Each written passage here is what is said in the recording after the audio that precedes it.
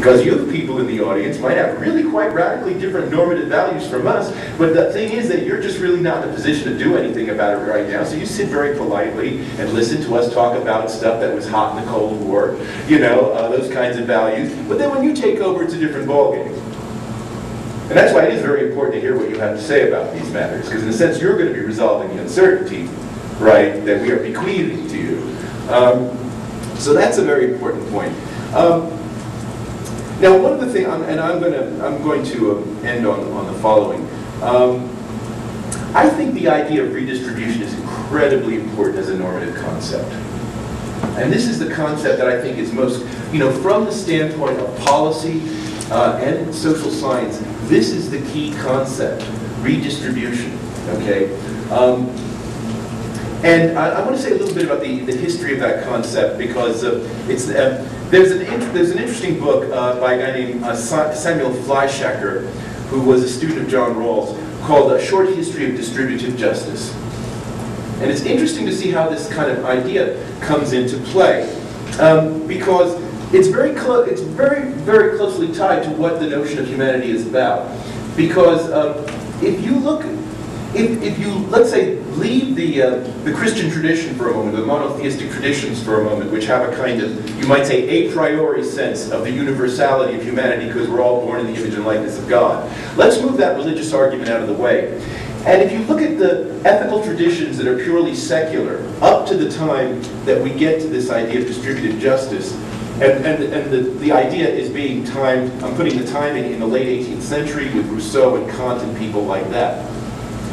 Most secular ethical views were based on ideas of benevolence. Okay? Now, benevolence is a nice word, but it's a very limited concept with regard to the amount of concern for other human beings that you have. Because benevolence is very closely related to your interactions with people. Okay, so in other words, you care for others whose lives you kind of understand because you interact with them, and even if they don't have your lives, there's some sense in which you share a common environment with them. And so, ideas of benevolence of the kind that you find, let's say, in David Hume or even Adam Smith, right, very often are not just, it's not just about the humans around you, like benevolence toward the poor, but also benevolence toward animals as well, because they're part of the environment as well. But what you don't have with the idea of benevolence is the idea of being concerned about other people who you have no contact with. Right? Who, that people whose lives do not intersect with yours and are unlikely to intersect with yours, like Darfur or whatever, right? Why be concerned about those people? Where does that come from, right? And especially if you take the religious argument out of the equation. Okay? And so this is where the idea of humanity as a secular concept becomes very important. And where, the idea of distributive justice comes in. Where in some sense you're imagining a universe of humans. Not necessarily ones that you interact with, not necessarily ones you even agree with or have much to do with, but who by virtue of being human are entitled to your concern. And that you are, as it were, going to allocate some of your resources on their behalf, even though they may never do anything for you.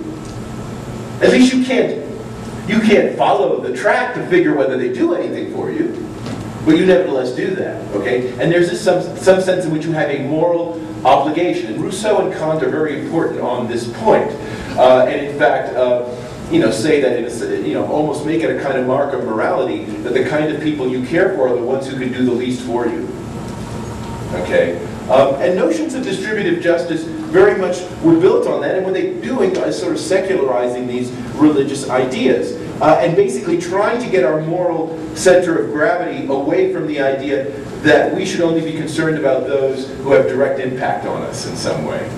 Because one of the things that I think is very worrisome about this kind of return to the biological and the human nature side of the biological argument is that it is a return to benevolence. So, in other words, we have reasons to be, we have good natural reasons to be concerned about others in our own environment because we share the space with them and so forth. But that's the extent of our concern.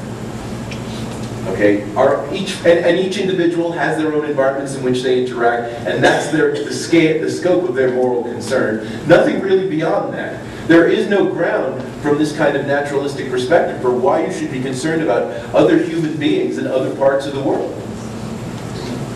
Okay? That has to do with the principal idea of what a human being is. And then the question comes, what's the principle? Where is the principle from? And I'll stop with this. With that. Thank you very much, Dave. So we will listen to the reactions.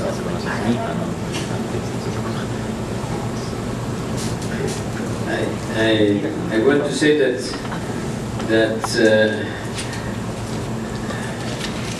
I don't have any discussion within about the uncertainty and the future, but my first words of representation were redistribution. and I want to face this issue particularly because I want to put another side on this argument. It is the side of how we can think technology and redistribution binomial.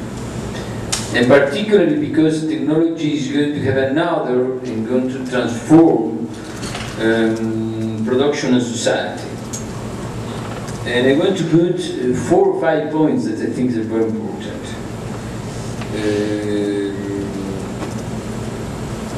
I think when we speak about growth, really the economists know that if you have growth, not necessarily you have redistribution or inclusion, not at all.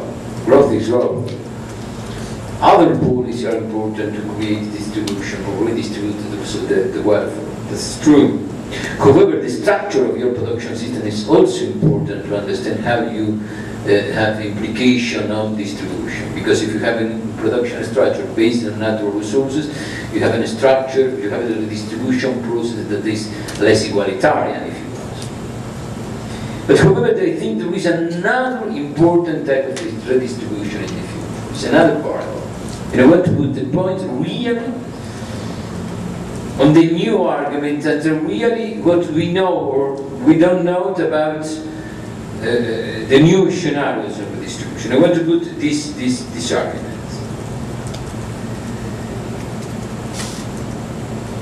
I think there is one issue that is coming, I think, is arriving not really in the long term, but in the medium term it's important. I want to put really here an example. Each of us think that environmental issue, environment is a public good. We agree with that.